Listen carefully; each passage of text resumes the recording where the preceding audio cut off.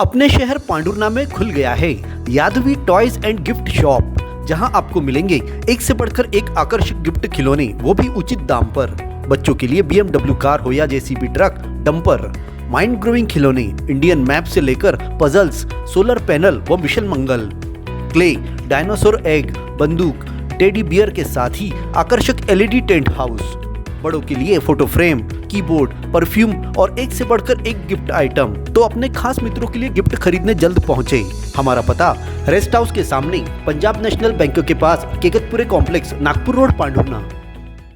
अपने जीवन की हर मुश्किल घड़ी में जगाइए सुरक्षा का जज्बा। पटेल इंश्योरेंस सर्विसेज आपके लिए लाए हैं भारतीय जीवन बीमा निगम और मोटर व्हीकल इंश्योरेंस की सुरक्षा के फायदे ही फायदे। निवेश करें LIC के SIP में, पाए उम्मीद से ज्यादा इनकम। अपनाइए LIC का जीवन लाभ, जितना बड़ा बीमा उतना बड़ा लाभ। शिक्षा सुरक्षा, कन्यादान पॉलिसी, जीवन धारा 2 और RD प्लान के साथ भविष्य के सुरक्षित नियोजन के मौके, जिससे हर मुश्किल की घड़ी में आप पाएंगे बेहतर रिटर्न का लाभ। क्योंकि LIC का नारा है जीवन के साथ भी, जीवन के बाद भी। LIC के साथ जीवन में बेहतर रोजगार के अवसर पाए। मुख्य जीवन बीमा सलाहकार इकबाल पटेल और मुख्य जीवन बीमा सलाहकार सोहेल पटेल के मार्गदर्शन में LIC एजेंट बनकर पार्ट टाइम या फुल टाइम जॉब पाएं। संपर्क करें Patel insurance services, Shastri ward में, गुरु कृपा संतरा मंडी के पास, पांडुरना।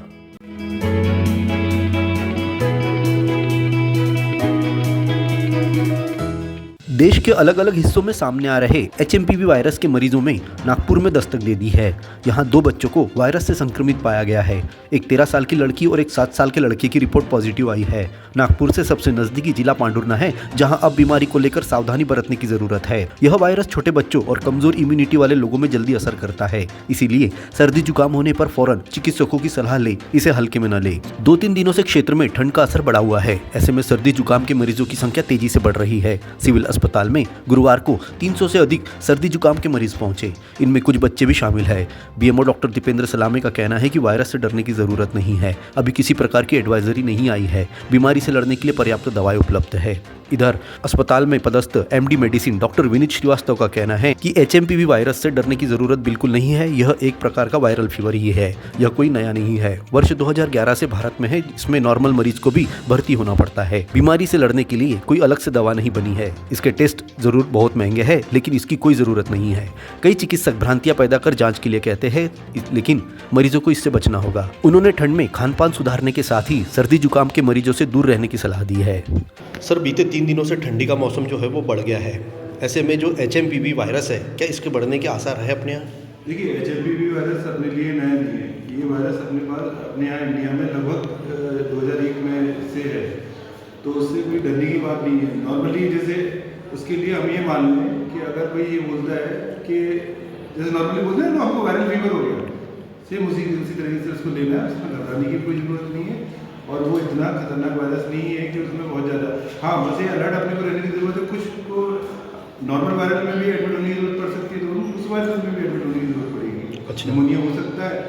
अपन अलर्ट रहे, लेकिन घबराने की और पैनिक होने की जरूरत नहीं है। सर, जैसे नागपुर में केसेस आए हैं, तो क्या अपने अस्पताल में इस तरह की तैयारियाँ है, दवाइयाँ वगैरह उपलब्ध है?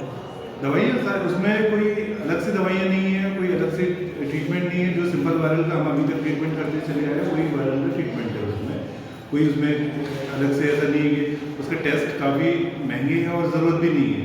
आवश्यकता अनुसार अगर हुआ भी होगा तो हम अपनी जो लैब है गवर्नमेंट की, उसमें भिजवाएंगे अगर ज़रूरत पड़ती है तो। सर, जैसे ठंडी बहुत बढ़ रही है और इस दौरान पेट की शिकायतें बहुत आ रही है आमतौर पर, किस तरह का ख्याल रखना चाहिए मरीजों को?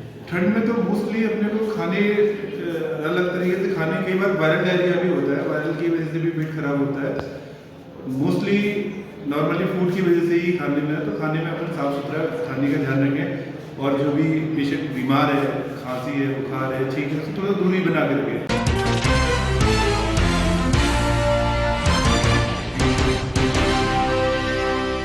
बस स्टैंड क्षेत्र में एक गाय पर बड़ी बेरहमी के साथ चाकू से हमला किया गया। लहूलुहान गाय शरीर पर चाकू लिए यहाँ वहाँ भटकती रही।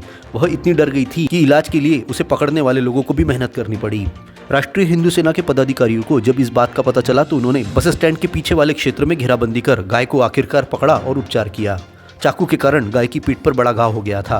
इस कृत्य को करने वाले फल विक्रेता के विरुद्ध सेना के पदाधिकारियों और कार्यकर्ताओं ने इकट्ठा होकर पुलिस अधीक्षक के नाम अतिरिक्त पुलिस अधीक्षक नीरज सोनी को ज्ञापन सौंपा। राष्ट्रीय हिंदू सेना के जिला अध्यक्ष भूषण धुड़े, गौरव कौशिक और अन्य ने बताया कि कार्रवाई नहीं होने से इस तरह से गौ माता पर हमले बढ़ जाएंगे, जिससे आए दिन लोग बेरहमी से मारपीट कर नुकसान पहुंचाएंगे। इसीलिए ऐसे बेरहम लोगों पर कार्रवाई होना जरूरी है।